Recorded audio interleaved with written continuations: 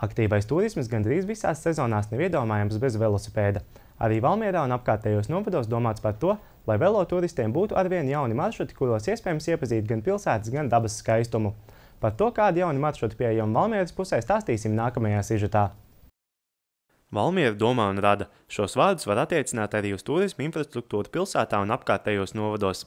Aktīvā turisma cienītāji Valmieras pusē iecienījuši tieši ceļošanu ar velosipēdu. Jo tagad pie mums nāk interesējās par velomaršrutiem, tam mēs, protams, piedāvājam gan šo, mums vēl ir diškoku maršruts, esam pavasarī skaitījuši velobraucējus un secinājuši, ka Valmierā arī ikdienā ļoti daudz pārvietojas ar velosipēdiem. Iestājoties rudenim, daudz domā par velosipēdu ieziemošanu, lai gan vēl septembrī, gan oktobrī rudens un dabas burvību iespējams izbaudīt tieši velo maršrutos.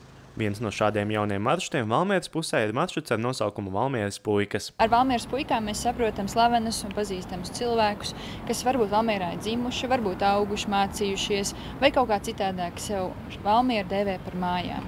Un šajā maršrutā ir iekļauti tādas slavenas atpazīstamas personības kā Māris Strombergs, Oļģerts Kroderis, Jāzeps Vītols un citas. Kopumā šis velomaršruts ir 11,5 km garš un tajā apkopotas vietas, kuras slaveniem un ievērojumiem valmieriešiem devušas iedvesmu vai bijušas tuvas kādā citā veidā.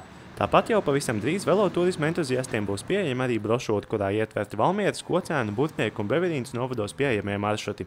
Šajā rudenī uzsvars likts tieši uz Kocēnu novadu iepazīšanu un apskates objektiem, tāpēc jau oktobra sākumā tiks organizēts velobrauciens uz Zilo kalnu pa Šaudesliežu dzelzceļa pēdām. Mēs rīkosim velobraucienu, kurus aicinām visus arī piedalīties uz Zilo kalnu pa Šaudesliežu dzelzceļa pēdām, kur laikā tad tika apskatīts gan Valmieras dzelzceļa tilts, kas ir ļoti populārs tieši velobraucēju vidū, gan arī Kocēnu stacija, Kokmuižas pils komplekts, protams, Zilais kalns un arī citi objekti.